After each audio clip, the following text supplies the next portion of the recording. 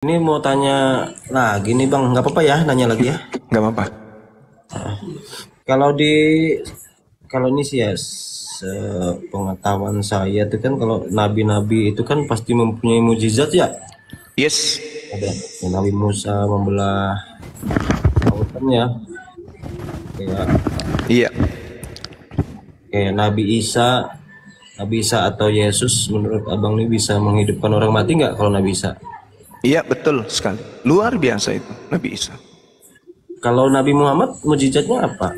Mujizatnya Nabi Muhammad itu menghidupkan hati yang mati, menghidupkan akal yang mati, dan menghidupkan kemudian kalbu yang lumpuh. Itulah mujizat beliau. Orang-orang yang tadinya jahiliyah, orang-orang yang tadinya menyembah patung, orang-orang yang tadinya menyembah batu, seketika kemudian begitu ia datang, meninggalkan semua penyembahan itu, menyembah kepada pencipta langit dan bumi. Sejazirah Arab. Bayangkan Bung, bayangkan. Sehebat-hebatnya Nabi Musa alaihissalam Ada dalilnya? membelah lautan, kemudian membuat banyak tulah-tulah yang dia amankan dan seterusnya. Tapi dia tidak mampu membuat pengikut-pengikutnya taat 100% kepada dirinya. Bahkan pengikutnya cenderung ingkar terhadap dirinya.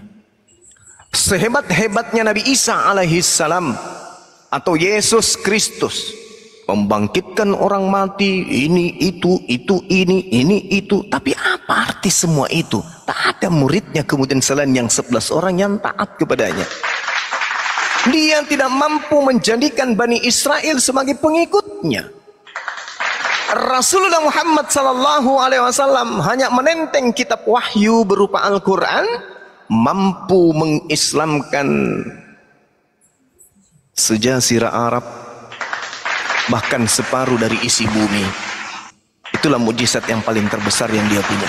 Al-Quranul Karim mampu kemudian mengislamkan manusia hampir separuh dari, dengan cara mengajarkan rahmatan lil alamin. Itu jelas itu. Lah, Gimana? bukan perangilah. Kalau Belanda datang ke Indonesia 350 tahun, Itu hanya mampu jawab dulu. mengkristen. Sabar dulu, sabar. Anda kan minta bertanya, saya jawab. Kalau hanya alasan memerangi, Belanda yang membawa agama menyembah Yesus 300 tahun, 350 tahun datang kemudian menjajah di Nusantara, hanya mampu kemudian mendapatkan budak kurang lebih 0,2%. 300 tahun. Rasulullah Muhammad sallallahu alaihi wasallam sama seperti Nabi Musa. Ulangan 18 nomor 18. Aku akan membangkitkan nabi yang sama seperti Nabi Musa, menegakkan hukum-hukum dengan pedang. Makanya di dalam Yesaya 45, Yesaya 42 nomor 1, lihatlah hambaku, kepadanya aku berkenan, aku akan menaruh rohku di atasnya, dia akan menaklukkan hukum-hukum kepada seluruh bangsa-bangsa. Nabi Musa demikian, tapi Nabi Musa hanya khusus musuh yang ada di depannya. Tapi kalau Rasulullah, siapapun yang menghalangi hukum Tuhan akan dilenyapkan. Ah, itu hebatnya. Yang membantah hukum Tuhan itu, yang memerangi hukum-hukum Tuhan itu yang dilenyapkan. Tapi mereka yang mau berdamai, contoh di Indonesia, Islam masuk di Indonesia hanya dengan modal berdagang. Mereka melihat orang yang berdagang ini setiap hari, setiap mau maghrib mereka teriak, Allahu Akbar, Allahu Akbar, La ilaha illallah. Habis itu mereka mengangkat tangan, Allahu Akbar, Alhamdulillahi Rabbil Alamin, Ar-Rahmanir Rahim, Maliki Yaumiddin, Iyyaka na'budu wa iyyaka nasta'in. Orang yang tadinya di Nusantara nyembah batu, nyembah pohon datang kemudian, Bang, aku mau belanja parfum. Bang, ihdinas siratal mustaqim, siratal ladzina an'amta alaihim, ghairil maghdubi. Bang, beli parfum, Bang. Waladdallin. Amin. Assalamualaikum warahmatullahi Assalamualaikum warahmatullah. Afwan, maaf ibu, tadi saya lagi ibadah. Ibu butuh keperluan apa? Saya mau beli parfum. Itu tadi bapak ngapain? Menyembah pencipta langit dan bumi. Besok datang lagi, akhirnya tertarik. Akhirnya jemaah di belakang berbaris semakin banyak orang yang ikut kepada Islam dengan indahnya gerakan-gerakan ibadahnya. Berbeda dengan yang datang seragam loreng, muka putih, ya. gigi kuning, telinganya beranting, bertato kiri kanan, tertulis di pundaknya Halelia, di depannya Halilintar, di depannya di sini Lapak D, di belakangnya muncul kemudian apa di belakangnya itu? Bom X, tapi memaksa orang ikut menjadi budaknya, menjadi tukang kerja di kebunnya, menjadi penjaga tempat ibadahnya, untuk membersihkan kemudian patung Tuhannya. Itu mereka. Seperti itulah yang terjadi, sehingga ketika Anda berbicara mengenai Rasulullah Muhammad SAW, mukjizatnya kemudian mampu mengislamkan Indonesia. Belanda yang adalah menganut ajaran katanya anak Tuhan tak berhasil, diusir sama ajaran Rasulullah Muhammad SAW. Tak berhasil dia. Anda coba renungkan apa yang tertulis di dalam Kisah Para Rasul 22, Kisah Para Rasul 3 nomor 22 sampai nomor 23. Cari oknumnya, siapa nabi yang dimaksud di situ? Cari oknumnya dan tunjukkan kepada saya. Kalau Anda menunjukkan nabi itu selain daripada Rasulullah, saya tutup komal, saya berhenti jadi apologet. Jika benar yang Anda tunjukkan itu sesuai dengan data di dalam Kisah Para Rasul 3 nomor 2 sampai nomor 23. Kalau memang ada nabi selain Rasulullah yang sesuai dengan data itu, misalnya Anda mengatakan nabi bom-bom, maka saya berhenti menjadi apologet. Apologet Islam Indonesia akan saya bekukan per besok. Silakan Anda baca Kisah Para Rasul 3 nomor 22 sampai nomor 23. Tunjukkan nabi yang diceritakan di situ bukan Rasulullah. Silakan. Begini. Ya, silakan Anda baca. Silakan Anda baca sejarah di Mesir, India, Indonesia dan seluruhnya. Bagaimana Islam memperluas agamanya. Dengan cara bagaimana? Oke, coba dibaca dulu sejarahnya. Iya, saya bacakan dalilnya. Iya, sejarahnya. Kita soal sejarah. Sabar, Dek, sabar Dek ya, sabar adekku, sabar. Adekku sayang, yang ku sayang sekali, yang otaknya pecah bagian belakangnya. Saya bacakan dalil, Dek, sabar. Saya Muslim, saya tidak akan pernah curang. Dengarkan. Kisah Para Rasul 3:22 nomor 23. Bukankah telah dikatakan Musa, Tuhan Elohim akan membangkitkan bagimu seorang nabi di antara saudara-saudaramu sama seperti aku. Dengarkanlah dia dalam segala sesuatu yang akan dikatakannya kepadamu. Dan akan terjadi bahwa semua orang yang tidak mendengarkan nabi itu akan dibunuh dari umat kita. Tolong tunjukkan nabi yang dimaksud ini siapa? Tunjukkan. Ya, menurut Anda siapa? Nabi Muhammad sallallahu alaihi wasallam. Di mana? Siapa lagi? Di mana? Ya. Di mana datanya begitu? Tadi Anda menunjukkan sejarah apa tadi? Anda menunjukkan sejarah apa tadi?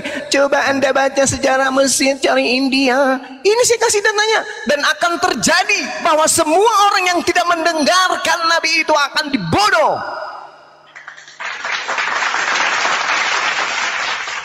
Anda mau apa?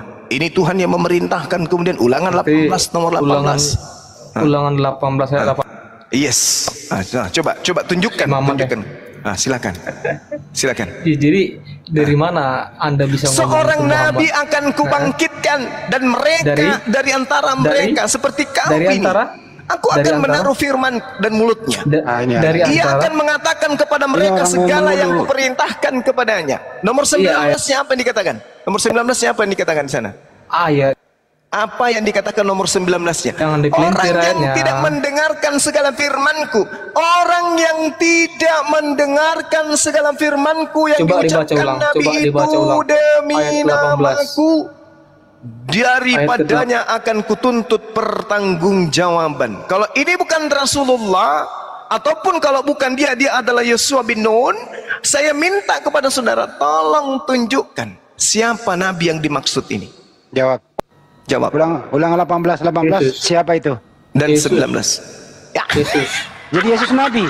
Yesus nabi Ya. bukan Tuhan. Di sini dikatakan, di sini dikatakan, Kristen mengakui, di sini dikatakan, Nabi, di sini dikatakan akan Rasul, terjadi, akan terjadi bahwa semua orang yang tidak mendengarkan Yesus akan dibunuh. Oke, jadi coba dibaca ayat ke-18-nya. Itu isinya gimana? Oh, yang baca. Orang nabi dari antara saudaramu ayatnya jangan dipelintir. Saya tidak memelintir. Coba Saya tidak dibaca ulang. memelintir. Gimana? Saya Isinya tidak gimana memelintir. isinya? Kau coba yang baca dulu deh. Kau punya Iya, Bible? seorang Coba baca. nabi. Eh. Seorang nabi Mm-mm. yang demiut. Ya itu tadi kan dipelintir. Nah, ayat yang ke-18 mau. Ya. Masa Muhammad? Ya lalu siapa? Coba siapa yang Enggak, tadi dibunuh? ayat. Oke, siapa yang Begini. dibunuh? Dengar. Siapa yang dibunuh karena tidak mendengarkan ucapan Yesus? Siapa? Siapa? Bukan begini. Loh, Di ayat 18 kan di antara saudaramu. dengarkan dalilnya. Dan akan terjadi bahwa semua orang yang tidak mendengarkan Nabi itu akan dibunuh dari umat kita. Tolong tunjukkan manusia mana yang dibunuh karena tidak mendengarkan Nabi Yesus. 1. Brekele. 2. Lasundeke. 3. Lambatong. Lapade. Siapa lagi? Labeju. Siapa lagi? Rahmadong. Siapa lagi? Rujais. Siapa lagi? Bom. Siapa lagi? Oh, banyak kali dibunuh ya. Bukannya justru Tuhan ente itu yang mati di atas tiang salib? Kena langsung. Hah? Langsung kena. Hah? Mbak, kita Bukannya baca kalau pelan-pelan dia begini, adalah sebentar, Yesus, sebentar. orang-orang yang tidak mendengarkan Yesus akan dibunuh. Kok terbalik? Orang-orang Begini. yang tidak mendengarkan Nabi itu akan membunuh Nabi itu. Mama Coba kita pahami kebalik, ayat itu ya. robek Kita- otaknya. bentar. Mana tehnya, Om? Bro, kamu udah baca nggak sih tuh? Udah baca. Coba baca. Coba Ah, kau baca, yang coba, baca. coba. Dari Baca antara aja dulu, saudaramu. baca. Saya tidak Iya, saya kan persilakan lagi Anda baca. bicara. Ya, silakan Anda baca. Silakan Baca Anda. dulu. Baca. Bacalah. Diam, Baca diam, aja diam. dulu. Oke, seorang nabi dari antaramu sama seperti aku akan dibangkitkan oleh Tuhanmu. Hmm. Oke. Di situ ada berapa saudara Israel itu di situ? Ada berapa Saudara siapa? suku Israel? Iya. Apa yang dikatakan di sana? Iya, saudara-saudaranya dari antara saudara-saudaranya. Apakah kamu pernah membaca tentang anakmu Ismail? Oh, Aku telah Ismail itu nggak ada. Tunggu dulu. Tidak ada perjanjian ya. Sebab kenapa bisa? Sebab dia juga adalah anakmu. Kalau anak Nabi Dia Ismail dan anak keturunan Nabi Ishak, mereka bersaudara. Kita orang luar tidak boleh mengganggu mereka. Mereka Iya. orang bersaudara. Di Iya, tapi tengah-tengah perjanjiannya untuk siapa? saudara-saudaramu, maksudnya di tengah-tengah Bani Ishak, Bani Israel akan muncul saudara mereka sendiri. Jedar. Orang Arab dan orang Yahudi adalah saudara. Kita gak bisa ganggu. Kita ini bukan bagian mereka, Bu. Dari mana? Jangan malu-maluin. Dari Ismail datangnya dari mana tuh? Apanya tuh? Hah? Apanya? Ismail keturunan dari Arab, dari mana jalannya itu? Maksudnya apa?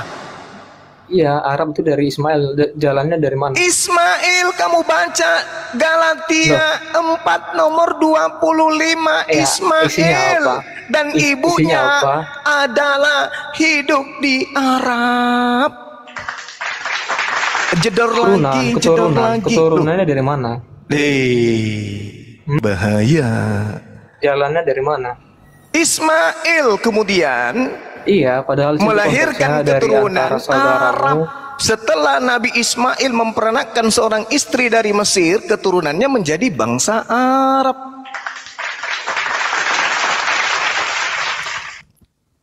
Gimana? Gimana, Bang? Itu dari mana konteksnya? Lari ke Kok Arab. apaan yang dari mana?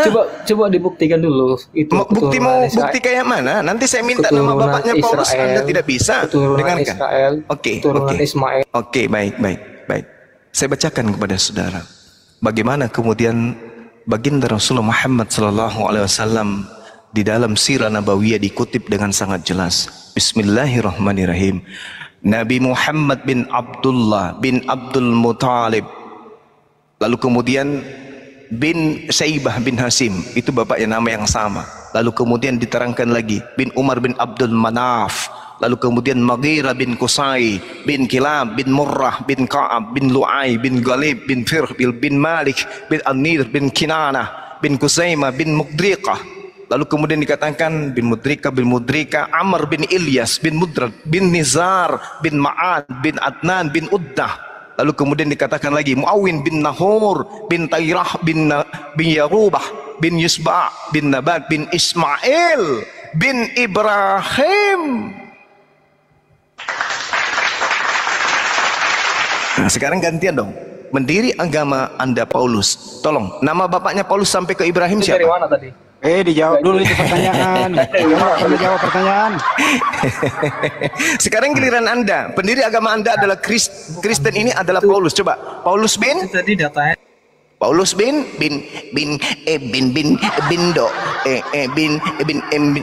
bom bom. Apa dan? Coba jawab itu pertanyaannya Paulus tuh. bin Mana tadi? Coba teruskan Paulus bin sampai ke Abraham. Coba. Kalau saya kan sudah jelas tuh. Itu nggak penting, itu nggak penting. Bukan Eh, kamu jadi ngambil. Ya udah, buang. Ulangan 18. Saya ulang lagi. Buang. Sorry, ilmunya minim sekali. Enggak ada. Oke ya. Nah, jadi saudara, sekali lagi saya katakan, Anda tidak bisa mengganggu gugat keturunan Nabi Ibrahim atau Abraham alaihissalam. Mereka berdua adalah saudara. Manusia pertama yang disunat bersama dengan ayahnya adalah Nabi Ismail alaihissalam. Orang Kristen tak bisa mengganggu itu. Silsilah mereka terjaga dengan baik. Ada dua bangsa di atas muka bumi ini yang menjaga nasab mereka, silsilah mereka. Siapa itu? Bani Ishak dan Bani Ismail. Mereka semua menggunakan bin. Dari keturunan manapun dia bin sampai hari ini. Jadi mereka menjaga binnya sampai hari ini. Jadi tak akan pernah hilang itu. Makanya umat Islam ketika ditanya, siapa Rasulullah? Nabi Muhammad SAW. Siapa nama bapaknya? Abdullah. Siapa nama kakeknya? Abdul Muttalib. Siapa nama buyutnya? Hashim. Siapa namanya yang di atasnya Hashim? Umar bin Abdul Manaf. Siapa lagi di atasnya Umar bin Abdul Manaf? Mughirah bin Qusaybi. Siapa lagi di atasnya? Kilab bin Murrah. Siapa lagi di atasnya? Murrah bin Ka'ab. Siapa lagi di atasnya? Bin Lu'ab bin Ghalib bin sampai kepada Nabi Ismail bin Ibrahim. Bahkan sampai kepada Khalil Ar-Rahman bin Tareh. Lalu kemudian bin Nahur bin Saruq bin Ra'u bin Faqi sampai kepada Adam alaihi salam. Umat Islam itu tahu. Kenapa? Ada kitabnya. Nah sekarang kalau kita balik, kitab Filipi, kitab Efesus, kitab Roma, kitab Filemon, Ibrani, Timotius, Galatia, Roma, 14 buku dikarang oleh satu manusia yang tidak jelas, arah melintang, nggak tahu dari mana asalnya. Siapa nama bapaknya Paulus yang telah menuliskan 4 kitab untuk orang Kristen? Nama bapaknya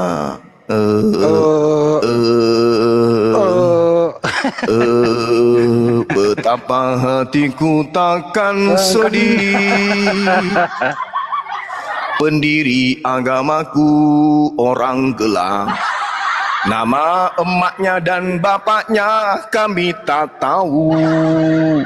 Yang penting kita makan babi. Telah gugur. Buka masker. Saya tunggu dia lari memang. Hai. Lari sendiri dia. Lari sendiri. Telah gugur buka masker. Nyindir Bang Suma pakai masker. Allahu Akbar. Mana tehnya dari tadi ini? Ditanya satu pertanyaan saja. Siapa nama orang tua Paulus? Zeus. Jadi teman-teman diskusilah. Jangan naik menyebarkan kebotolan, congor doang gitu loh. Iya benar Bang Di. Jadi materi yang menarik kita pada malam hari ini terkait dengan perbedaan antara ajaran Yesus dengan murid-muridnya dan ajaran Paulus dengan murid-muridnya. Itu berbeda. Itu dua mata rantai yang terputus, nggak nyambung. Murid-murid Yesus. Kalau Murid, sejarah banyak mak Iya. yang membawa agama Islam masuk ke Indonesia dan yang membawa agama Kristen masuk ke di Indonesia itu bisa sebenarnya dijelaskan. Dan Bisa, siapa yang mengusir pembawa agama Kristen itu? bisa juga dijelaskan. Bisa. Kalau mereka mau jujur nggak? Paling enggak. Yang membawa Kristen itu no Manson, orang Jerman. Terus Belanda punya yayasan lembaga Alkitab Hindia Belanda. Lupa tuh. Udahlah. Ya, kita hanya memberi peringatan.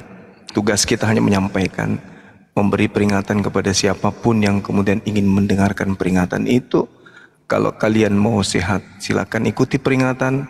Tapi kalau kalian tidak mau, ya silakan aja. La ikraha fiddin. Allah hanya mengatakan begini, innama tunziru manittaba'az zikra wa khasyiyar rahman bil ghaib fabashshirhu bimaghfirati wa ajrin karim. Allah hanya memerintahkan kita untuk menyerukan ini. Sesungguhnya engkau hanya memberi peringatan kepada orang-orang yang mau, yang ingin, yang ridha, yang cinta kepada keselamatan. Hanya diberi peringatan kepada mereka yang mau mengikuti peringatan dan yang takut kepada pencipta langit dan bumi yang maha pengasih, walaupun mereka tidak melihat pencipta tersebut. Maka berilah mereka kabar gembira dengan ampunan yang pahala yang besar. Tugas kita hanya memberi peringatan saja. Saudara-saudara Kristen mau mengikuti peringatan itu, alhamdulillah. Tidak mau mengikuti peringatan itu, astagfirullah. Itu aja tugas kita sekarang. Kenapa kita membahas tentang kekristenan? Karena Al-Quran membahas itu. Kenapa kita membahas Bible? Karena Al-Quran membahas itu. Kenapa kita membahas tentang Yesus? Karena Al-Quran juga membahas oknum yang datang di tengah-tengah Bani Israel yang lahir tanpa ayah. Sah. Karena kenapa? Tidak boleh memaksakan agama kepada orang lain. Ini agama kita. Kita bahas, kita punya hak. Ada yang bisa menyentuh esensi ini. Seperti itu, teman-teman sekalian. Coba aku ganti akun dulu kena peringatan aku. Aku turun dulu ya, ntar naik lagi. Ganti akun. Silakan banget. Iya. Ahi, mungkin ada yang ingin disampaikan. Ahi, silakan. Makasih teman-teman. Barakallahu fiik. Semua yang antum berikan itu akan menjadi amal ibadah, amal jariah, dan kami di sini menjadi saksi untuk itu. Amin. Amin. Allahumma amin. Teku sudah datang. Aku Ini ngasih masa kuahnya berapa? 17 saset. Bismillahirrahmanirrahim. Kok kesini dia? Tadi soal bahas nasab ini, nasab Nabi ini datang dari mana kan gitu ya?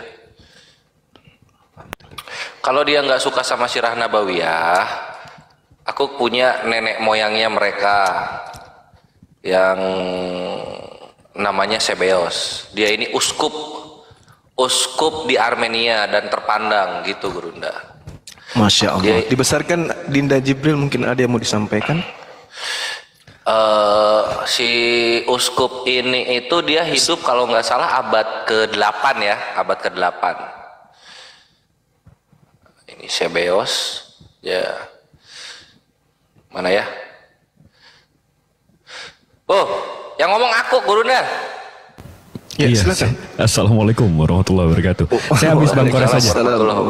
Saya setelah Bang Kores saja. Iya, silakan. Dibesarin.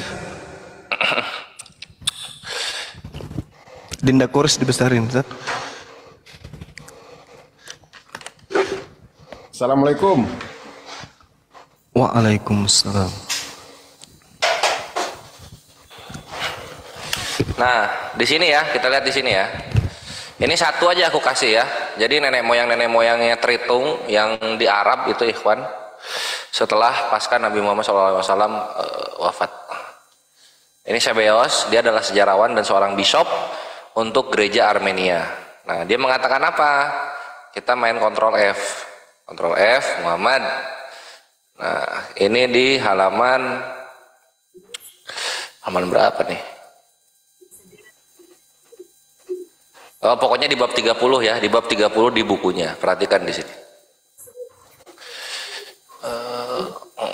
Di masa itu seseorang dari mereka, seorang laki-laki anak dari Ismail bernama Muhammad, seorang pedagang, menjadi orang yang penting.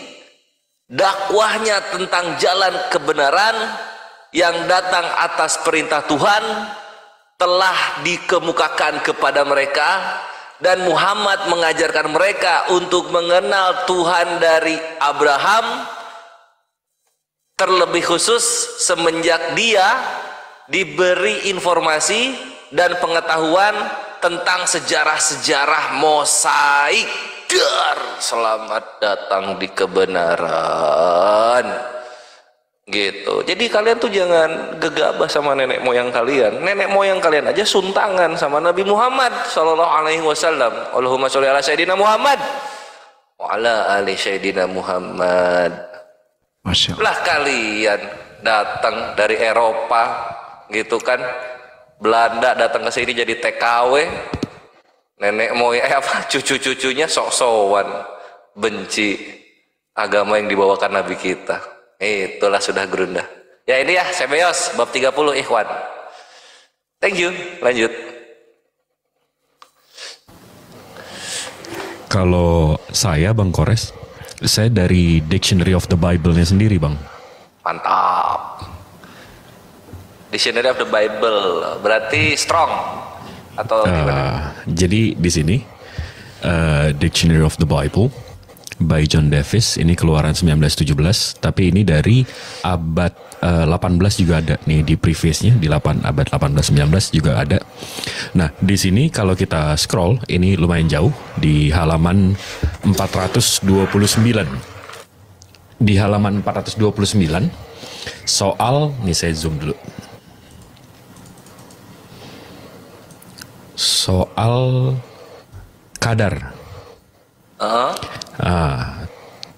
To the Hebrews name was also suggestive of the Black Pants, a tribe descendant from Ismail.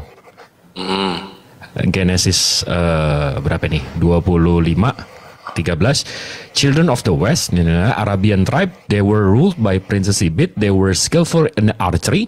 They dwelt between Arabia, Petrakia, Babylonia. The people of Kadar were Phili, Chedrai, and from their tribe, Muhammad ultimately rose. Jadi dikonfirm memang Nabi Muhammad keturunan Ismail. Ini dari Bible. Mau gimana tuh? Terangkanlah. Itu sih. Mantap.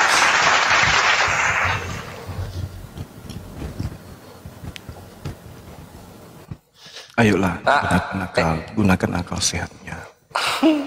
Ini Bukamas ini siapa ya? Bukamas? Bukamas Muslim ya? Bukan dia yang tadi meragukan sanadnya Nabi Muhammad. Oh, bukannya Robku. Oh, aku kira si Robku yang ngomong. Oke, Aletea, Kristeng juga. Ya, silakan tanggapannya sebelum masuk ke Gerunda lagi. Bang Handi juga udah masuk. Ya mau nyambung yang tadi Bang. Duh, Bang Juma tadi bilang nyindir Bang Juma nih masker. Enggak lah. Masker. Enggak nyindir Bang. Iya. Mau pindah agama? Ini aja menarik aja, pengen belajar aja. Oh, mantap. Ya, apalagi yang ini, yang apa, yang mau ditanyakan? Kalau di Islam itu apa, sholat 5 waktu itu wajib ya? Betul, karena perintahnya langsung dari Allah.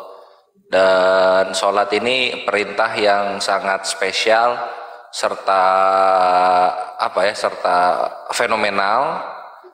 Kalau perintah misalnya kayak zakat, haji, puasa itu kan Allah hanya berfirman gitu kan. Tapi ketika perintah sholat, nabinya langsung dipanggil ke langit yang paling tinggi gitu, langsung menghadap kepada Allah.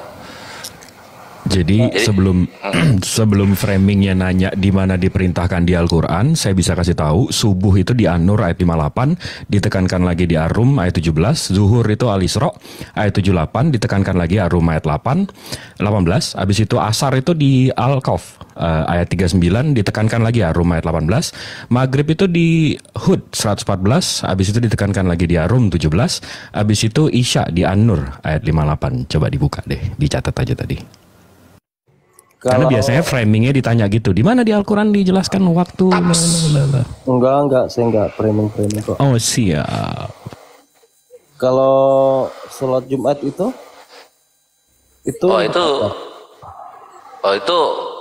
sholat fardu yang berikutnya, yang kalau sholat fardu 5 waktu itu kan setiap hari. Nah, kalau sholat Jumat ini dia seminggu sekali. Dan waktunya berbarengan dengan sholat duhur, sehingga sholat duhur digantikan dengan sholat Jumat. Dan itu di surah Al-Jumu'ah ayat 1-8.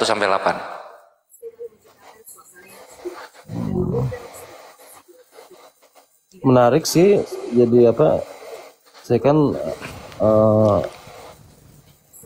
ya bisa dikatakan inilah ya, wah salut nih sama teman-teman Islam nih, setiap hari bisa sholat gitu kan. Karena ada perintahnya bro. Ibadah. Alhamdulillah. Iya. Buka masker umur berapa? Ya? Umur berapa? Saya 28. Oh, masih bisa diselamatkan. Lanjut. Usia kematangan itu. Yang ayyuhalladzina amanu idza nudiya lis-salati min yaumil jumu'ah fas'au ila zikrillahi wa zarul bai' zalikum khairul lakum in kuntum ta'lamun. Wahai orang-orang yang beriman, apabila telah diseru untuk melaksanakan salat pada hari Jumat, maka segeralah kamu mengingat Allah dan tinggalkanlah jual beli. Yang demikian itu lebih baik bagimu jika kamu mengetahui. فَإِذَا قُضِيَتِ الصَّلَاةُ فَانتَشِرُوا فِي الْأَرْضِ وَابْتَغُوا مِنْ فَضْلِ اللَّهِ واذكروا الله كثيرا لعلكم تفلحون. Apabila salat telah dilaksanakan, maka bertebaranlah kamu di bumi, carilah karunia Allah dan ingatlah Allah banyak-banyak agar kamu beruntung. Ini perintah Allah. Jadi setelah ada seruan kemudian untuk melaksanakan sholat Jumat, kata Allah, bersegeralah kamu, tinggalkan semua jual beli, bersegeralah kamu untuk bersujud kepada Tuhanmu. Dan setelah kamu melaksanakan sujudmu kepada Tuhanmu, kata Allah, pantashiru fil ard, maka bertebaranlah kamu ke bumi untuk melaksanakan perintahmu sebagai makhluk untuk menghidupi anak, istri dan keluarga. Demikian. Silakan dilanjutkan, kita ngopi lagi. Oke, mau tanya nih, kalau Nabi Musa pernah sholat gak ya, Bang Juma atau teman-teman? Jangankan sholat bang, pergi haji aja pergi beliau bang. Oh. Ya, saya meneruskan ini, ada yang nanya di bawah. Jadi gini bang, Gak usah nanggapi di bawah. menariknya gini. Dulu kan saya pernah punya pacar ya, agama Islam, cuman sudah meninggal. Innalillahi wa inna ilaihi raji'un. Sudah meninggal. Jadi pernah sih ini dulu kan satu rumah ya, memang kita belum ada status karena sama-sama merantau ya. Belum ada status gitu. Jadi almarhum ini sakit terus meninggal gitu kan. Itu sempat saya apa sih kalau orang meninggal kalau di Islam tuh disembayangkan ya di rumah itu apa sih namanya? Duh lupa saya. Dikafani, dimandikan, Bukan. Didoain gitu loh. disolatkan. Maksudnya Yasinan ya benar. Yasinan ya. Tahlilan mungkin ya. Oh, tahlil. Yasinan ya. Nah, jadi saya itu memang memang pengen ada rencana sih pergi ke, kebetulan kan kalau pas almarhum itu udah meninggal tuh sampai sekarang aja saya belum pernah mengunjungi makam dia gitu. Nah, jadi pengen kalau saya nyampein doa di agama kami kan entah itu tersampaikan atau enggak gitu loh, makanya pengen gimana sih, pengen belajar gitu loh, pengen belajar kalau misalnya apakah saya menyampaikan di dalam doa keislaman tersampaikan gitu maksudnya. Iya, kalau saudara jadi seakidah dengan beliau, insya Allah sampai. Jangankan sekarang, Anda berdoa kepada Yesus, yang mengabulkan doa Anda itu bukan Yesus, tapi Allah. Kira-kira kalau Anda masuk dalam ruangan ibadah, Anda manggil Yesus, Yesus dengar? Tidak. Lalu yang mendengarkan siapa?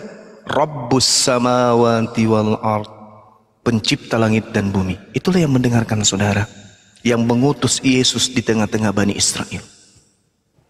Hakikat pencipta itulah yang mendengarkan. Kenapa demikian? Coba Anda lihat. Andai saja yang mengabulkan doa orang Hindu itu adalah sembahannya orang Hindu, dan yang mengabulkan doa orang Buddha adalah sembahannya orang Buddha, dan yang mengabulkan doanya orang Kristen adalah sembahannya orang Kristen, berarti di atas muka bumi ini banyak Tuhan. Andai saja Tuhan itu banyak, Tuhannya orang Hindu mengatakan umat Hindu aku ingin kayakan, Tuhannya orang Buddha juga tidak mau kalah, aku juga mau umat Hindu aku kayakan semuanya. Umatnya orang Kristen, Tuhannya orang Kristen juga tidak mau kalah. Tunggu, saya juga mau orang Kristen paling kaya di dunia, paling pintar. Tapi faktanya di Hindu ada yang kaya, ada yang miskin. Di Islam ada yang kaya, ada yang miskin. Di Kristen ada yang kaya, ada yang miskin. Jadi gimana ceritanya nih? Kalau Tuhan itu banyak, maka Tuhan akan bersaing. Aku yang menciptakan kutub utara. Yang satu mengatakan, oh tidak, yang menciptakan kutub utara itu adalah aku. Kamu belum ada waktu itu. Siapa bilang aku ada? Tidak ada akhir dan tidak ada awal. Saya tidak ada akhir. Yang satu juga mengklaim. Akhirnya apa yang terjadi? Dunia ini hancur. Kenapa? Para Tuhan bertempur seperti naga dan malaikat di surga. Akan hancur dunia ini. Maka mutlak kemudian pencipta kita itu wajib satu, tak boleh lebih. Kalau masih lebih, masih ada yang sama, itu belum Tuhan. Ada Tuhan api, ada Tuhan air, ada Tuhan tanah. Itu bukan Tuhan, itu bukan Tuhan. Itu masih level makhluk.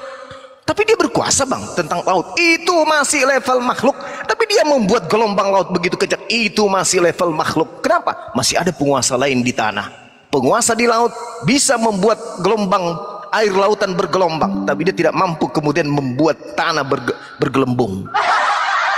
Begitu juga penguasa di tanah tidak mampu membuat angin yang ada di udara ini berniup kencang dan seterusnya. Berarti di atas mereka masih ada penguasa. Itulah yang disebut Rabbus samawati wal ard, yang kami sebut Sang Khalik, Allah subhanahu wa ta'ala, yang maha suci dari segala kelemahan dan maha tinggi dari segala apapun.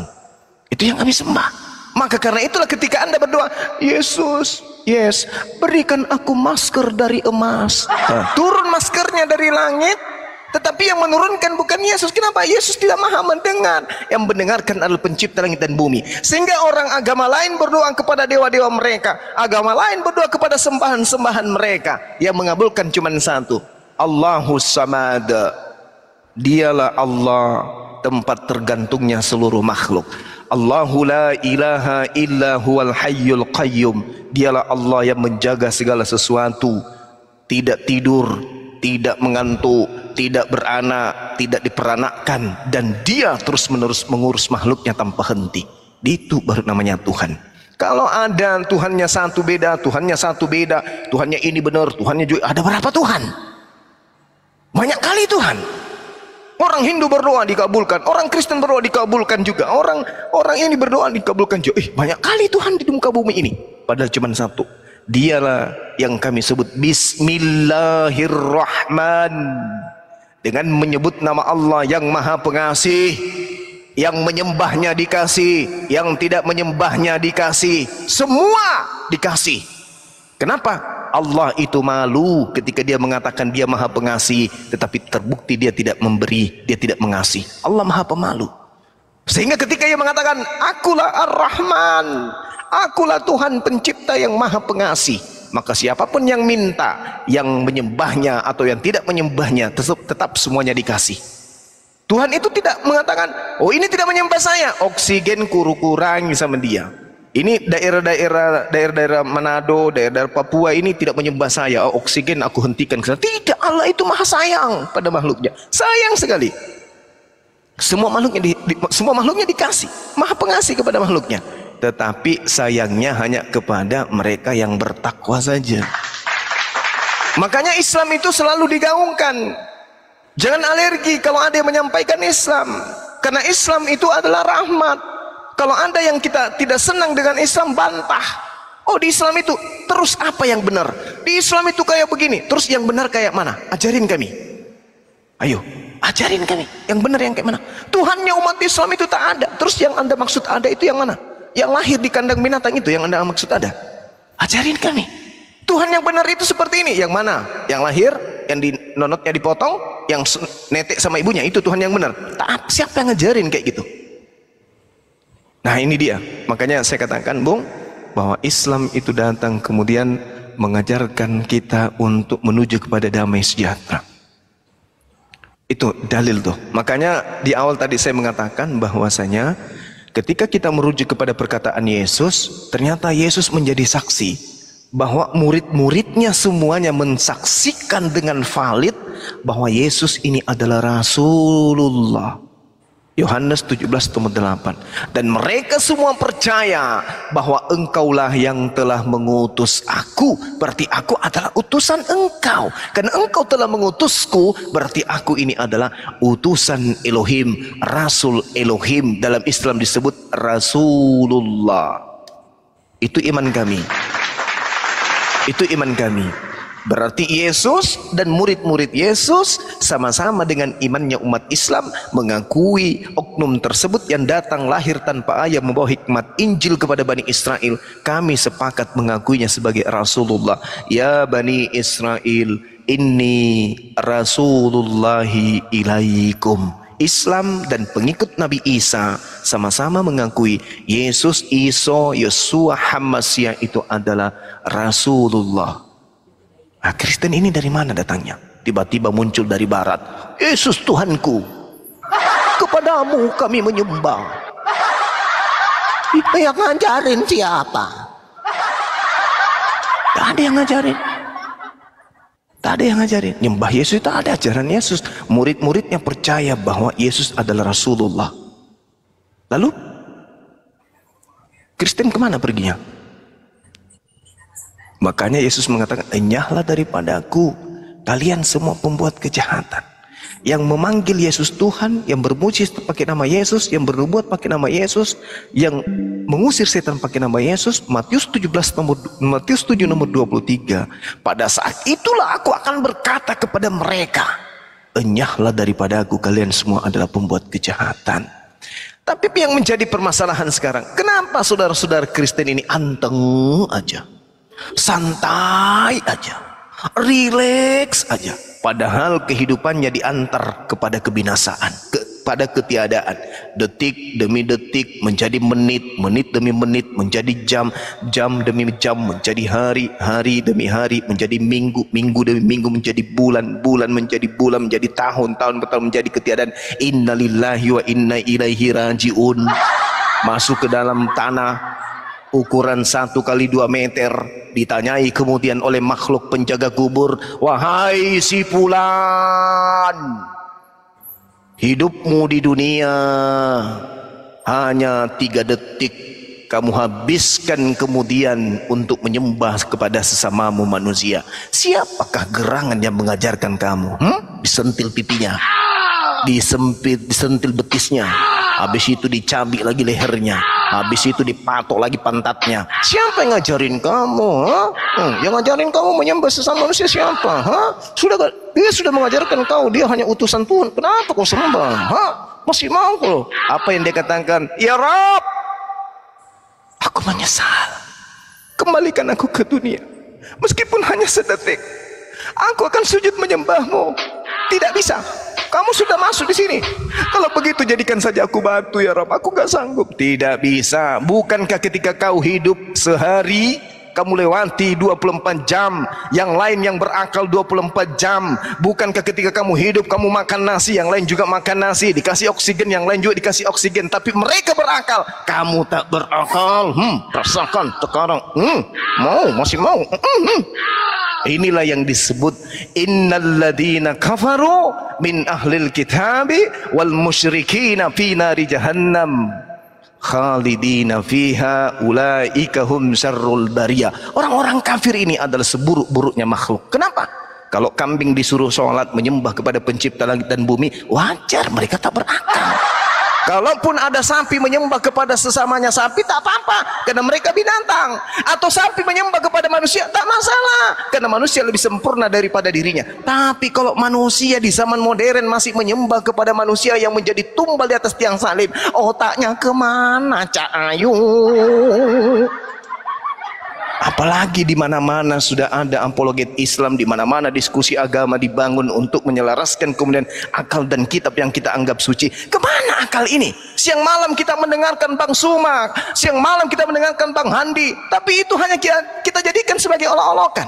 Kita anggap itu penistaan, kita anggap itu adalah sebuah cemooh. Padahal mereka ini orang-orang yang mengajarkan kita kepada keselamatan. Kita tidak mengerti Al-Quran, tanya kepada mereka Al-Quran. Kita tidak mengerti tentang Bible, tanya kepada mereka tentang Bible. Kapan lagi ada orang yang menyiapkan 24 jam waktunya untuk belajar dan mengajar tentang perbandingan agama? Kita tidak dapatkan di kampus, kita tidak dapatkan di rumah, kita tidak dapatkan di pasar, kita tidak dapatkan di mana-mana. Hanya di sini, di Apologet Islam Indonesia. Semua bisa diubah, semua bisa dirubah, semua bisa diraba, semua bisa kita kaji. Tanya Al-Quran, kita sajikan Quran. Tanya Bible, kita sajikan Bible. Kurang apa lagi? Pintu keselamatan sudah terbuka dan gratis. Tidak disuruh bayar perpuluhan di sini, Bung. Gratis. Setelah Anda mendengarkan, setelah Anda menyimak, silakan tentukan langkah Anda. Tetap ingin pada koridor kekristenan atau tetap masuk kembali kepada ajaran Islam. Karena sejatinya seluruh manusia sebelum dia datang sebagai makhluk biologis, mereka semua adalah Muslim. Qalu bala syahidna, wahai Tuhanku, di alam roh ini aku bersaksi bahwa engkau adalah Tuhanku. Bagus. Begitu dia masuk ke bumi, ternyata dia disembah adalah sesamanya manusia. Kufur dia, ingkar, mengkhianat dia dari sumpahnya ketika di alam roh. Masuk ke alam kubur, cambuk. Angkat pantatmu sedikit. Bentangkan kakimu. Meleksik. Siksa demi siksa akan dirasakan fi nari jahannam khalidina fiha. Na'udzubillah tsumma na'udzubillah. Ingat saudaraku, kalau Yesus itu benar-benar Tuhan, maka saya katakan Tuhan Anda itu tidak sempurna. Kenapa Tuhan Anda tidak sempurna? Karena Tuhan Anda tidak mengetahui manusia. Tuhan Anda tidak mengetahui kekuatan akal manusia. Tuhan Anda tidak mengetahui kalbu manusia. Kenapa? Karena manusia yang dia ciptakan adalah manusia yang sempurna, makhluk yang sempurna. Kesempurnaan daripada kemanusiaan, kemudian dia tahu menelaah, menerobos apapun itu yang bisa dipecahkan oleh akalnya. Tapi kenapa ketika ia datang di atas muka bumi, dia hanya mengatakan, semua muridku percaya kepada aku bahwa aku adalah utusan Tuhan. Tapi ternyata Tuhan. Berarti Tuhan ente itu tidak maha tahu. Dia hanya mengajarkan aku adalah utusan. Aku utusan. Kalau dia Tuhan, harusnya dia mengatakan, wahai seluruh umat manusia di atas muka bumi, Akulah Tuhan pencipta langit dan bumi yang datang di tengah-tengah kamu. Aku Tuhanmu, sembahlah aku. Tapi apa yang terjadi ketika dia datang? Aku hanya utusan Tuhan. Aku hanya utusan Tuhan. Aku hanya utusan Tuhan. Jika dia Tuhan mengaku utusan Tuhan, maka dia adalah pembohong. Kalau dia Tuhan pencipta langit dan bumi yang datang menjelma menjadi manusia, tapi dia mengatakan aku tidak tahu, aku datang bukan atas kehendakku sendiri, maka dia adalah Tuhan idiot. Kalau dia sudah tahu bahwa Tuhan itu adalah maha berkehendak, tapi dia mengatakan aku tidak dapat berbuat apa-apa dari diriku sendiri, berarti dia Tuhan yang kurang vitamin, Tuhan yang gagal, tidak layak dituhankan. Demikian.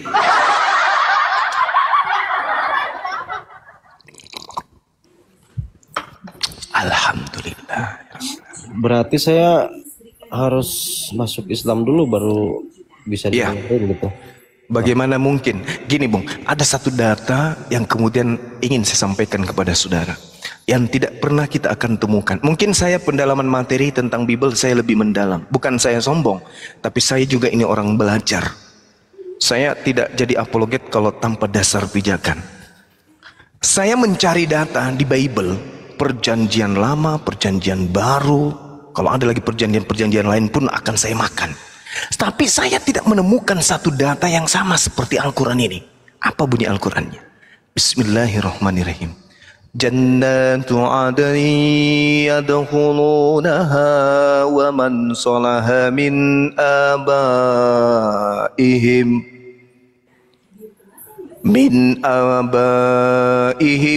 wa aswajihim wa zurriyatihim wal malaikatu yadkhuluna alaihim min kulli bab. Saya sudah puluhan tahun belajar Bible, saya tidak pernah menemukan data seperti ini di dalam Bible. Apa yang diterangkan Al-Quran? Yaitu surga-surga Aden, Gan Eden. Mereka masuk ke dalamnya bersama dengan orang-orang saleh, orang-orang yang saling mencintai, saling mengasihi, dari nenek-nenek moyang mereka, dari pasangan-pasangan mereka, dari anak-anak mereka, dari cucu-cucu mereka. Mereka bersama-sama masuk ke dalam surga, saling menyayangi di dalamnya. Saya tidak pernah menemukan data ini di Bible, bahwa kita akan masuk ke surga bersama anak, bersama ibu, bersama ayah, bersama kakek, bersama cucu kita. Ini kalau kita di dunia, rumah indah atau alam yang paling indah atau tempat paling indah menurut hitungan dunia itu adalah Dubai menurut saya. Kenapa saya mengatakan Dubai? Karena saya melihat di sana itu gemerlap kehidupan dunia itu semuanya sempurna di situ. Tapi apalah artinya kalau kita cuma sendiri tinggal di sana? Orang tua kita tinggal di pelosok kebun hutan, tinggal di sana, tak ada PLN dan semua menderita. Kita bahagia di sana, tapi kita tidak lagi mengenal ayah, ibu. Apa gunanya? Kita pergi di Dubai, hidup berkecukupan, tapi tidak ada lagi ayah, tidak ada lagi ibu, tidak ada lagi anak. Apa fungsinya? Itu hanya kebahagiaan semu, tak ada gunanya. Tapi kalau kita ke sana bersama dengan istri, bersama dengan ayah, orang-orang yang kita cintai, ibu kita, orang yang kita sayangi, anak-anak kita, rangkulan kita masuk ke dalam sana, bahagia di sana, makan apa yang kita inginkan, tidur di tempat permadani yang kita inginkan, apapun itu, dari lantai rumah yang terbuat dari perhiasan apapun, dan kita dengan orang-orang yang kita cintai di dunia ini, bersama dengan mereka masuk ke sana. Masya Allah, inilah yang dikatakan kenikmatan yang ada taranya. Tapi ini di Kristen tak ada ini. Masuk di surga, jadi makhluk baru, menjadi tubuh yang baru, kemudian kerjanya hanya memuji. Bayangkan itu, memuji dalam kehidupan yang kekal. Bagaimana orang Kristen itu memuji? Kalau menurut mereka sih haleluya, haleluya, haleluya, haleluya, haleluya. Ini kalau dilakukan dalam keadaan hidup kekal selama-lamanya, ini mulut bisa robek sampai di lantai. haleluya, haleluya, haleluya, haleluya, haleluya, haleluya, haleluya, haleluya, haleluya, haleluya, haleluya, haleluya, haleluya, haleluya. Nanti kalau ada yang capek tinggal hale-hale aja, hale, hale, hale, hale, hale, hale. Ada juga hale, hale, hale, hale, hale, hale, hale, hale, hale, hale, hale, hale, hale, hale, hale. Inilah yang ingin saya minta dari Anda, ucapan kesurupan. Berarti di surga nanti Anda hanya kesurupan, Cahayu.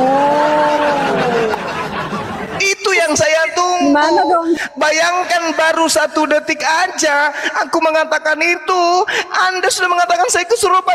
Bagaimana Anda berjamaah dalam kehidupan kekal bergemur dengan suara itu aja? Ale, ale, ale. Kalau sudah capek, ale, ale, ale, ale. Nah, nanti kalau ada yang pakai eho, ale, le, le, le, le, le. Ale, le.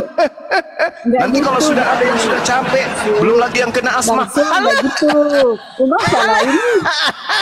Salah dulu. Gimana ceritanya? Surga itu tempat kenikmatan, bukan tempat penyiksaan.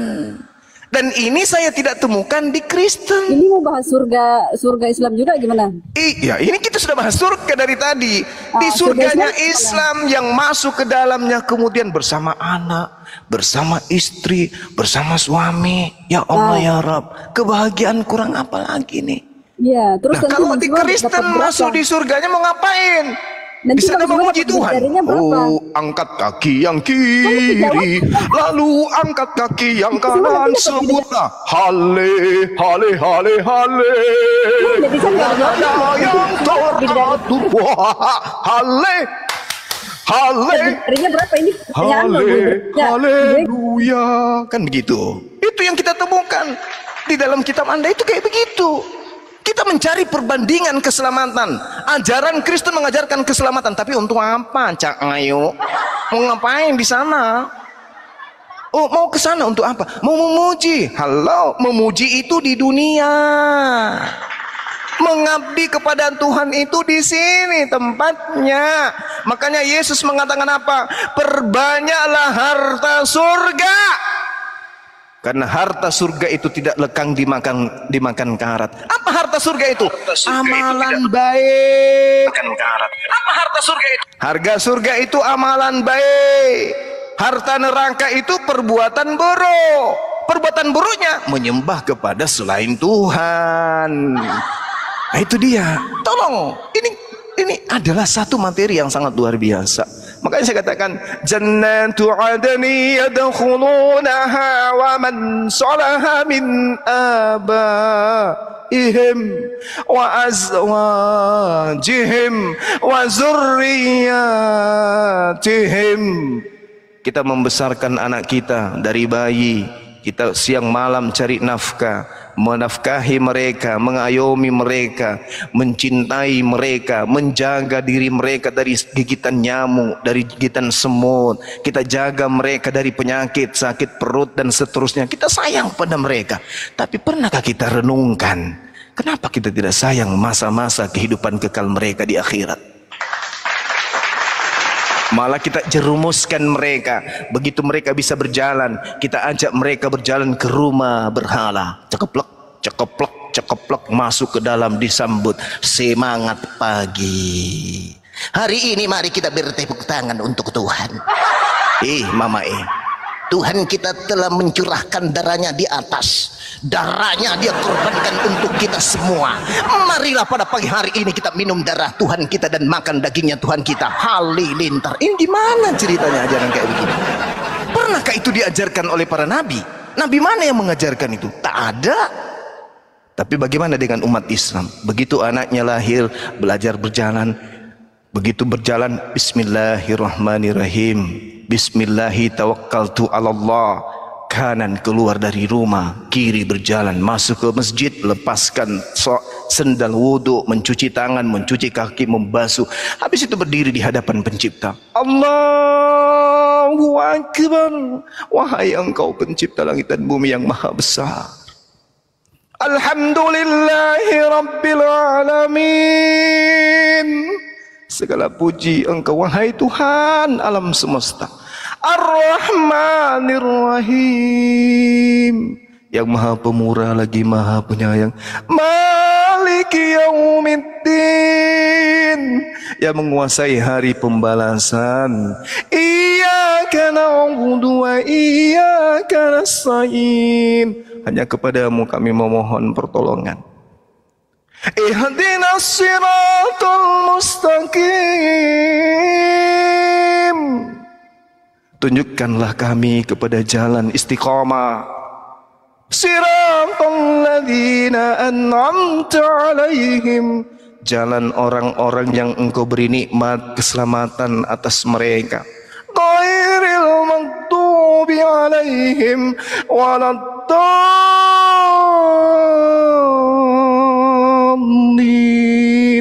Amin. Masya Allah. Bukan jalan orang-orang yang Engkau bekukan hatinya, bukan jalan orang-orang yang Engkau mandekkan akalnya, bukan.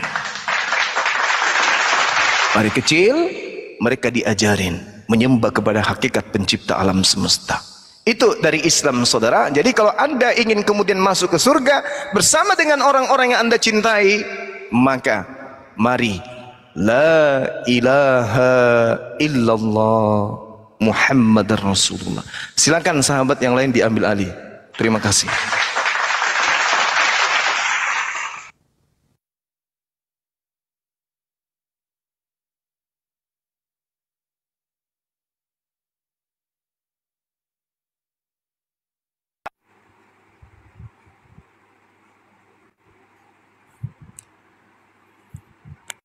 Tinggalkan aura alam kubur. Tadi itu cuman main-main, ece-ecenya itu alam kuburnya tadi. Bangun. Satu sedikit lagi. Ya Allah ya Karim. Buka masker. Alih. Ya. Bangun. Silakan tanggapannya, buka masker. Kalau saya ngasih tanggapan bisa? Boleh, silakan dong. Oh, silakan. Oke. Tadi ada statement Bang Zuma bilang suami istri dan anak-anak bersamaan masuk surga. Iya. Nah, terus kalau suaminya pembunuh dan penzina, istrinya orang soleh, apakah suami masuk surga juga? Allahu Akbar, Masya Allah. Allah Subhanahu wa Ta'ala kemudian menerangkan di dalam Al-Quranul Karim, surah Maryam ayat 60 ya. Semoga saya tidak keliru. Allah di situ menjelaskan kepada kami umat Islam apa yang diterangkan kemudian oleh Allah, bahwa kecuali mereka yang bertaubat, illa man taba wa amana wa amila salihan fa ulaika yadkhulunal jannah wa la yuzlamuna syai'a. Kecuali orang-orang yang bertaubat, beriman dan mengerjakan kebajikan, maka mereka itu akan masuk ke dalam surga dan sedikit pun mereka tidak akan dirugikan. Tapi tadi kan statement abang bilang Islam itu akan bersama-sama, suami istri dan anak masuk surga. Itu dari statement abang. Berarti kalau saya ambil dari kalimat abang, dari statement abang itu, abang berarti situ berbicara kalau semua muslim itu masuk surga, berarti tidak perlu ada orang berbuat baik dong, tidak perlu ada sholat, tidak perlu ada ibadah. Oh, kalau bisa. semua masuk surga, kalau semua masuk gitu. surga. Ya ayyuhalladzina amanu. Terus apa guna neraka kan gitu? Perintahnya kemudian di agama kami, wahai orang-orang beriman, peliharalah dirimu dan keluargamu dari api neraka. Makanya seorang suami itu kewajibannya itu sangat berat. Kenapa? Neraka istri dan anaknya tergantung pada dirinya. Suami salah membina anak, salah membina istri, suami yang akan mempertanggungjawabkan kemudian surga dan nerakanya. Kalau suami lalai, dia akan bertanggung jawab. Lain cerita kalau suami sudah meluruskan, ayah sudah mengajarkan, membimbing, tapi mereka tetap aja ingkar, maka orang tua lepas tangan. Makanya di Islam itu wajib hukumnya seorang bapak menjadi pemimpin, menjadi seorang yang bisa menjadi panutan dalam rumah tangga. Itu seorang ayah, karena dia akan mempertanggungjawabkan akhiratnya nanti. Makanya dikatakan, saya membaca dalil tadi, Jannatu Adnin, maksudnya apa?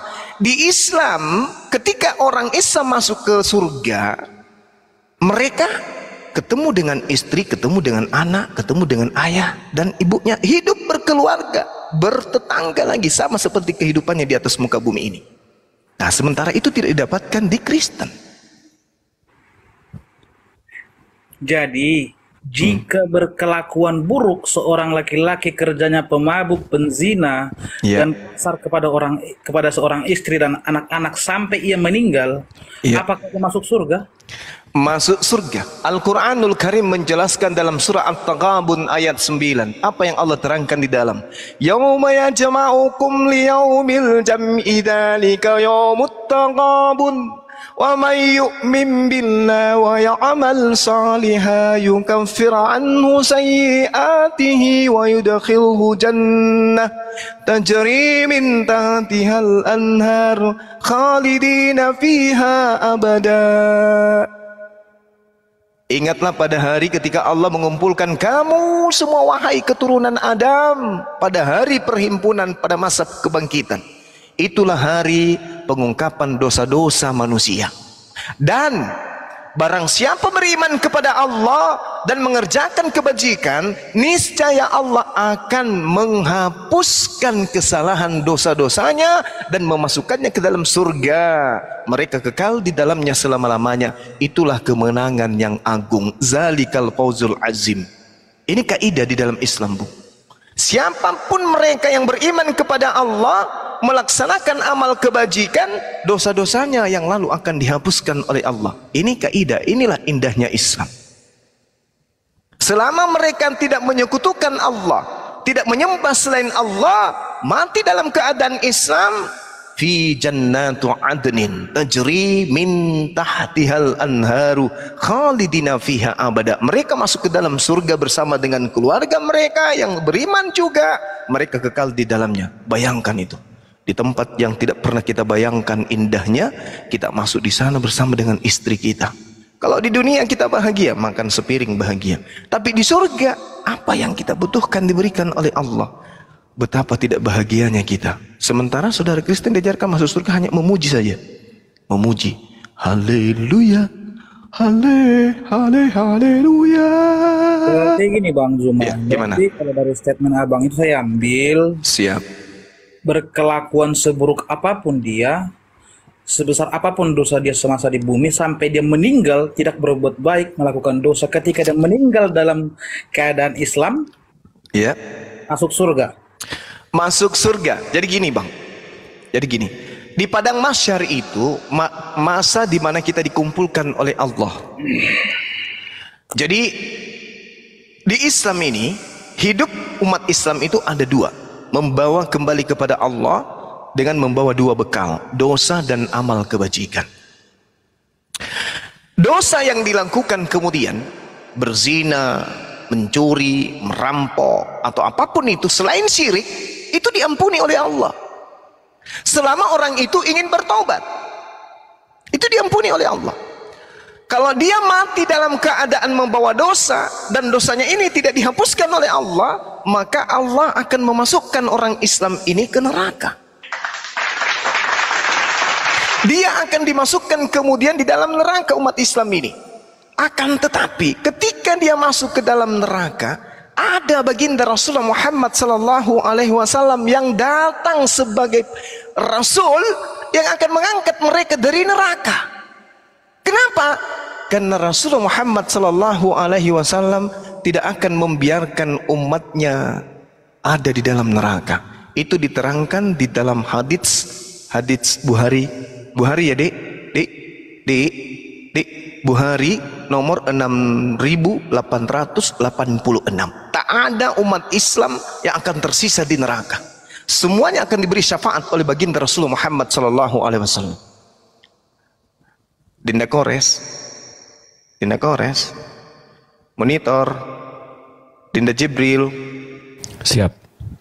Ingat hadits yang Rasulullah Muhammad sallallahu alaihi wasallam. Masuk.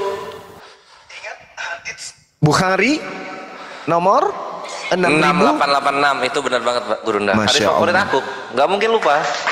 Nah itu dia.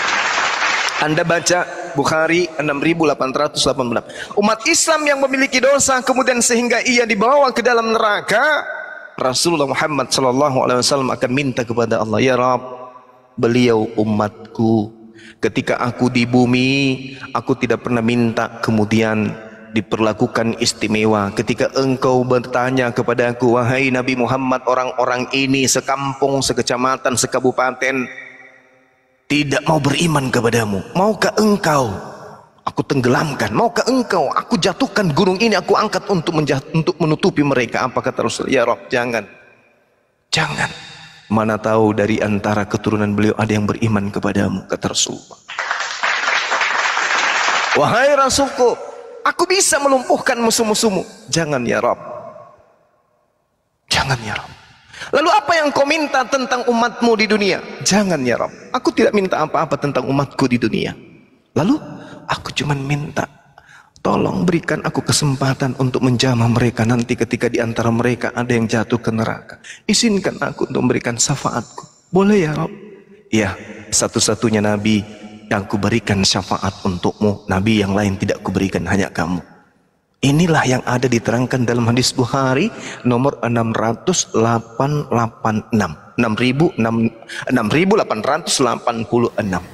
Kenapa kemudian di dalam Al-Quran juga diterangkan seperti apa? Qul in kuntum tuhibbunallah fattabi'uni yuhibbukumullah wa yaghfir lakum dzunubakum wallahu ghafurur rahim. Ini diterangkan kemudian oleh Allah dalam surah Ali Imran, kalau nggak salah, Ali Imran ayat 31, Allah mengatakan itu dengan jelas. Apa kata Allah? Katakan kepada manusia, wahai Rasulullah, in kuntum tuhibbunallah, jika kamu mencintai pencipta langit dan bumi, kalau kamu ingin disayangi pencipta langit dan bumi, kalau kamu ingin disayangi, dosa-dosamu ingin diampuni oleh pencipta langit dan bumi, sampaikan kepada mereka, ya Rasulullah, fattabi'uni yuhibbukumullah wa yaghfir lakum dzunubakum wallahu ghafurur rahim. Suruh mereka mengikuti dirimu, wahai Rasulullah. Fattabi'uni, ikutlah denganku. Niscaya pencipta langit dan bumi ini akan mencintaimu, dan pencipta langit dan bumi ini akan mengampuni dosa-dosamu. Sesungguhnya pencipta langit dan bumi itu maha pengampun lagi maha penyayang. Tapi satu, hindari tidak agar kalian jangan pernah menyembah kepada sesamamu makhluk. Nah itu, jangan pernah menyembah selain daripada dirinya. Ini jelas dalilnya. Jadi kalau saudara mengatakan, bagaimana dengan pesina? Bagaimana dengan... Masya Allah, kata Allah, barang siapa yang beriman kepada aku dan mengerjakan kebajikan, niscaya aku akan menghapuskan dosa-dosanya, dan aku akan memasukkannya ke dalam surga. Mereka kekal di dalamnya selama-lamanya. Coba. Tapi kalau ada umat Islam yang masuk ke neraka, na'udzubillah. Kenapa? Di neraka itu, Bung, di neraka nih, satu hari di sana itu dihitung 10.000 tahun di dunia. Jadi kalau kita ada di surga, di neraka satu hari saja, maka itu lamanya bagi kita adalah 1000 tahun. Wah, saya masuk neraka, nggak apa-apa deh. Kenapa? Ya mencuri kan nggak apa-apa. Yang penting nerakanya cuma sehari. Nenek lu kiper, lu kira di neraka sehari itu 1000 tahun hitungan kita, kucuk. Dan siksaan yang paling ringan di neraka, siksaan paling ringan di neraka. Saya ulang lagi, siksaan yang paling ringan di neraka adalah diberikan penghuni surga sebuah alas kaki, di mana ketika alas kaki itu dipakainya, otak yang ada di dalam kepalanya mendidih seperti air yang dididihkan. Na'udzubillah tsumma na'udzubillah. Nah, jadi jangan umat Islam mengatakan, oh Rasulullah akan memberikan syafaat. Jangan coba-coba. Kalau Rasulullah tidur-tiduran dulu, nanti 1 hari, 2 hari, 3 hari baru datang, gimana lu? Sementara 1 harinya 1000 tahun. Ayo. Ya udahlah, kamu nikmati aja dulu 3 bulan di situ. 3 bulan berarti kali 1000 tahun berapa tuh? Ngeri coy. Saya 1 detik pun tidak mau. Kasih begitu masih masuk sendal mendidih otak. Siapa mau mendidih otaknya? Orang salah obat saja, kepala mau pecah saja, otak tidak bergoyang, hanya sakit kena hujan, sakit kepala itu minta ampun. Ini otak meleleh di dalam keadaan hidup, otak kita meleleh, mendidih, mengencer kayak minyak kelapa yang lagi dididihkan. Kira-kira sakitnya itu gimana? Itu siksaan paling ringan. Jangan dicoba-coba. Saya umatnya Rasulullah, masuk neraka pun tak apa. Nenek lu kiper. Tapi itu masih mending daripada yang kekal di dalam, yang selama-lamanya tak ada akhir di dalam. Orang-orang kafir kekal di neraka. Ulaika hum syarrul bariyah innal ladzina kafaru. Itu kata Allah, kekal di dalam neraka. Dan Yesus juga mengatakan itu. Hal yang sama pun Yesus katakan dalam Matius 7 nomor 15 sampai nomor 23. Orang-orang yang memanggil dia Tuhan, bernubuat pakai namanya, mengusir setan pakai namanya, bermujizat pakai namanya, dia akan dilemparkan ke dalam api neraka. Dalilnya lengkap, satu perikop. Orang yang mengikuti agama orang Farisi, kata Yesus, menjadi penghuni neraka. Di mana dalilnya? Matius 23 nomor 15. Celakalah engkau wahai orang Farisi, celakalah engkau wahai ahli kitab. Celakalah engkau wahai orang Farisi. Celakalah engkau wahai orang munafik. Engkau meninggalkan Yerusalem, menyeberangi lautan, menjelajahi daratan, mentobatkan orang menjadi pengikutmu, dan setelah menjadi pengikutmu kau jadikan mereka orang neraka, dan 2 kali lebih jahat daripada engkau sendiri. Pertanyaannya, orang Yahudi, ahli Torah, orang Farisi, orang munafik menyeberangi, meninggalkan Yerusalem, mendirikan agama apa? Islam tak mungkin, Hindu tak mungkin, Buddha tak mungkin. Hanya ada satu kandidat dan tidak boleh diganti, yaitu Kristen. Kata Yesus, dan kau jadikan mereka menjadi orang neraka. Na'udzubillah summa na'udzubillah. Inilah yang diterangkan oleh Al-Quran. Orang-orang ini sudah datang kepadanya pengetahuan, tapi mereka memperbodoh diri. Mereka tidak ingin mengeluarkan diri mereka, menyelamatkan diri mereka, sehingga di neraka dia mengatakan apa? Lau kunna nasma'u aw naqilu ma kunna fi ashabis sa'ir. Sekiranya dulu kami mendengarkan Bang Suma, sekiranya dulu kami memikirkan dan memberi dan mengingat peringatan itu, tentulah kami tidak akan masuk menjadi penghuni neraka yang menyala-nyala seperti sekarang ini. Ini yang diterangkan Al-Quranul Karim surah Al-Mulk ayat 10. Na'udzubillah summa na'udzubillah. Jadi sahabat-sahabat, silakan Anda pikirkan dari sekarang ini.